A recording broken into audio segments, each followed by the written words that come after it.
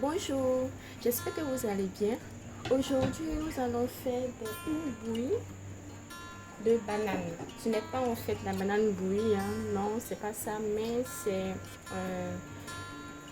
un plat qui est beaucoup mangé dans le nord de la Côte d'Ivoire.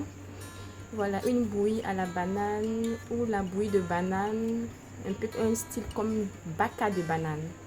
Voilà, donc pour cela, nous avons besoin en fait de la banane très mûre, bien mûre. Voilà, moi j'ai pris 5 bananes environ. Elles doivent être très mûres. Et ce que je vais faire, c'est que je vais les découper. Je vais en fait d'abord enlever la peau. J'ai enlevé en fait la peau de ces bananes-là. Voilà. Les miennes ici, elles sont très bien mûres. J'ai enlevé la peau. Je vais les découper en petits morceaux, tout simplement. Pour que cela puisse passer au mixeur. Bon, il y a deux possibilités. Le plus souvent, ce que nos mamans font, puisque avant, il n'y avait pas le moulinet, ou maintenant même, ce n'est pas tout le monde en fait qui est accessible, qui peut avoir cette accessibilité-là. Donc, ce que nos mamans font, c'est qu'elles vont faire d'abord bouillir la banane. Et lorsque la banane est très bien cuite, elles vont l'écraser soit dans un talier pour avoir la purée. Mais moi, ce que je vais faire ici, c'est que je vais d'abord faire la purée et ensuite préparer en fait la banane. Donc voilà. Et voilà, j'ai fini de découper la banane. Donc maintenant, je vais renverser cela dans un mixeur afin de faire ma purée.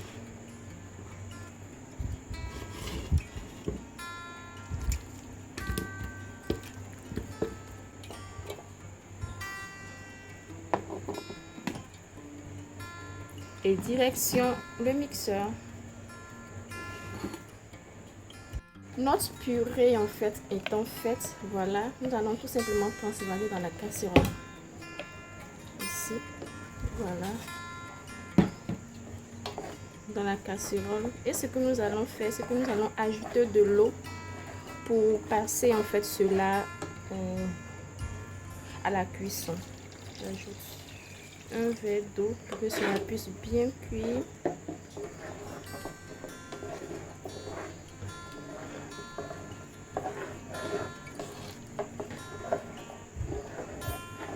Voilà.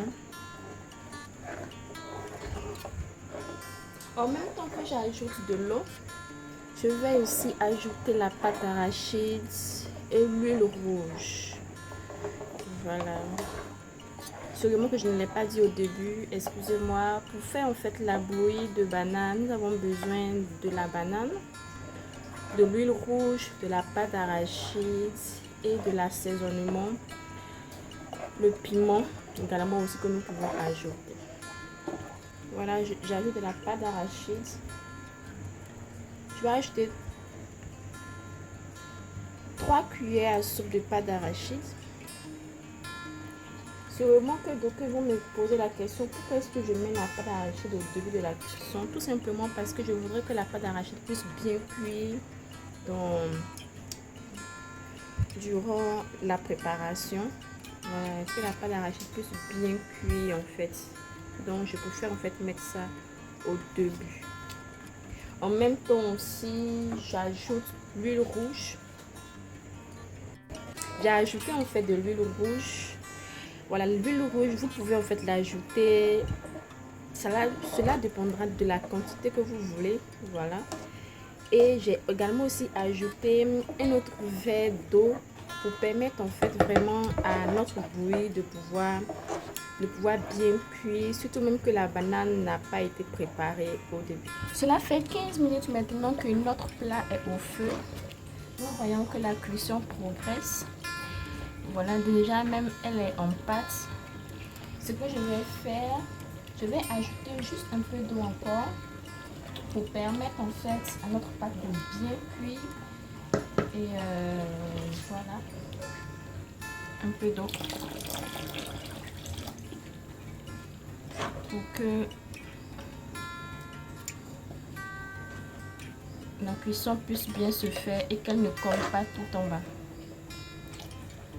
Voilà. Maintenant, l'eau que vous allez ajouter, cela dépendra de la consistance que vous voulez avoir. Si vous voulez qu'elle soit liquide, si vous voulez qu'elle soit en fait bien compacte, c'est à vous en fait de jauger la quantité d'eau que vous voulez ajouter pour la consistance de votre pâte. Voilà, donc nous allons encore laisser au feu pendant. Et voilà, notre repas est en train de très bien bouillir, en train de très bien cuire. Lorsque nous approchons de la fin de la cuisson comme ça, nous allons maintenant commencer l'assaisonnement. Cela veut dire que nous allons ajouter notre piment, le piment. Voilà, cela dépendra en fait de la quantité. Comment est-ce que vous voulez que votre plat soit épicé. Nous allons ajouter le piment. Voilà, moi, j'aimerais qu'il soit bien épicé. Voilà.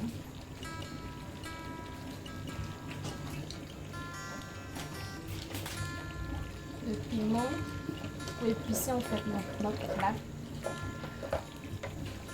On peut aussi ajouter le sucre, mais le plus souvent on le fait lorsque la banane n'est pas trop mûre ou bien lorsqu'elle n'est pas trop sucrée pour avoir le goût sucré de la banane. Mais moi, étant donné que la banane est très mûre, elle est bien sucrée, donc je ne vais pas ajouter le sucre. Nous allons ajouter notre cube d'assaisonnement et du sel. Voilà.